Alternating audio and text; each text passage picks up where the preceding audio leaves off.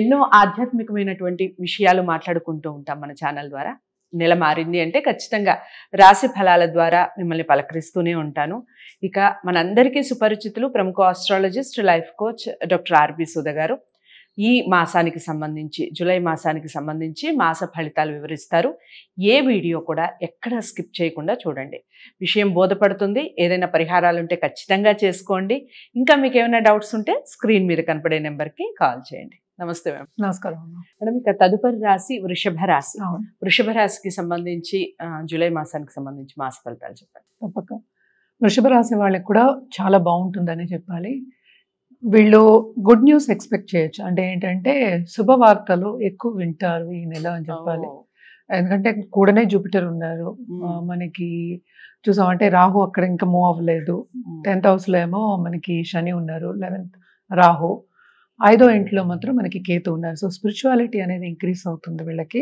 And also మనం చూసామంటే career point of వ్యూలో, ఎందుకంటే ఇప్పుడు అందరూ అడిగేది కెరియరే అడుగుతారు. కెరియర్ విస్తరిస్తుంది. అదొకటి కాకుండా ఫుల్ ఆస్పెక్ట్ ఉంది యాక్చువల్గాను. జూపిటర్ ఆస్పెక్ట్ 7th మీద ఉంది కనుక, అది విరుచికం చూస్తున్నారు కనుక మనకి మార్స్ కూడా మూమెంట్ ఉంది ఈ నెల. సో బిజినెస్ ఎవరైనా స్టార్ట్ చేయాలి అనుకున్న వాళ్ళు, ఎస్పెషల్లీ ఇంట్లోంచి స్టార్ట్ చేయాలి అనుకున్న వాళ్ళు, అలాగే బిజినెస్ ఐడియాస్ ఇప్పుడే తెచ్చుకున్న వాళ్ళు ఉంటారు కదా, వాళ్ళు స్టార్ట్ చేయాలనుకున్న వాళ్ళకి స్పీడప్ అవుతుంది ప్రాసెస్. ఈ నెల తప్పక బిజినెస్ అనేది స్టార్ట్ చేస్తారు.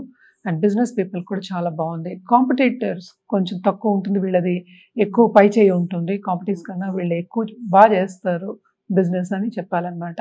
అలాగే పార్ట్నర్షిప్ బిజినెస్ చేసే వాళ్ళకి కూడా చాలా బాగుంటుంది. ఎలాగో ఏంటంటే లోన్స్ తీసుకునే ఒక తరుణం, అంటే ఏంటంటే లోన్స్ తీసుకుంటే కానీ బిజినెస్ విస్తరించదు. సో లోన్స్ అనేది మనకి అందుబాటుకి వస్తుంది. అంటే ఏంటంటే మనకి కావాల్సిన టైంకి మనకి తప్పక వస్తుంది. సో బిజినెస్ కూడా విస్తరిస్తుంది అని చెప్పాలి. అందుకని ఫేవరబుల్. అంటే ఏంటంటే మనకి డబ్బు వస్తుంది, లోన్ శాంక్షన్ అయిందంటేనే అదే ఒక మంచి శుభవార్తే కదా. సో బిజినెస్ విస్తరిస్తుంది, నలుగురిని వీళ్ళు పోషిస్తారు అని చెప్పడానికి ఇది సూచన అనమాట. ఈ నెల బాగుంటుందనే చెప్పుకోవాలి.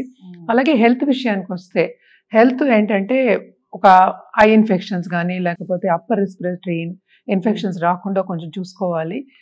అండ్ ఎందుకంటే ట్రావెలింగ్ కూడా ఎక్కువ ఉంటుంది మనకి. ఎందుకంటే 11th లో ఇప్పుడు రాహు ఉన్నాడంటే కోదండ రాహు మనం చెప్పుకుంటూనే ఉంటాము.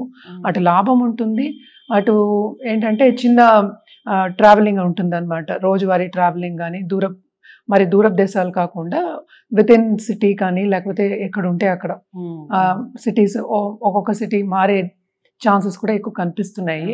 సో బిజినెస్ పీపుల్కి చాలా బాగుంటుంది. అట్ ద సేమ్ టైం ఏంటంటే favourable results for financial markets అనమాట. సో మనకి తెలుసు, మనకి పాలిటిక్స్ వల్ల ఫైనాన్షియల్ మార్కెట్ డౌన్ అయ్యి మళ్ళీ పెరుగుతోంది. So expect good results. అంటే ఏంటి, లాభమైన ఒక రిజల్ట్స్ ఎక్స్పెక్ట్ చేయొచ్చు. అండ్ సడన్ గా వాళ్ళకి అదే డబ్బు వచ్చే ఛాన్స్, అంటే సడన్ గా ఒక మొత్తాది వచ్చేసిందంటే ఇంకా ఆనందమే కదా, అది కూడా ఒక గుడ్ న్యూస్. అందుకనే ఫస్టే చెప్పింది ఫేవరబుల్ అంటే ఏంటంటే గుడ్ న్యూస్ ఎక్కువ వినే ఛాన్సెస్ ఈ నెల అని చెప్తున్నాం అనమాట.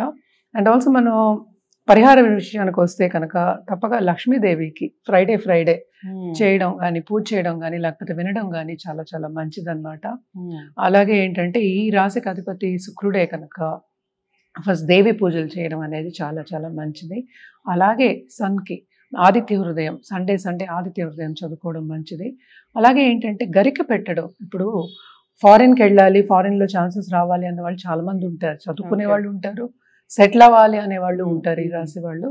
వాళ్ళందరూ గణపతికి పూజ చేసి గరిక తప్పక పెడితే, ఎప్పుడు వెడ్నెస్డే అలాగే లక్ష్మీ గణపతి పూజ చేసినా కూడా చాలా బాగుంటుంది. అండ్ ఆల్సో ముందుకెళ్లే ఛాన్సెస్ ఎక్కువ కనిపిస్తున్నాయి. అలాగే మనం చూసాము అంటే రియల్ ఎస్టేట్ రంగం, క్రయ విక్రయాల్లో కూడా వీళ్ళకి మంచి లాభాలు వస్తాయి. అండ్ ఆల్సో ఆర్ట్ రంగంలో ఉన్న వాళ్ళకు, సినిమా రంగంలో ఉన్న వాళ్ళకి కూడా వాళ్ళు లాభాలు చూస్తారు.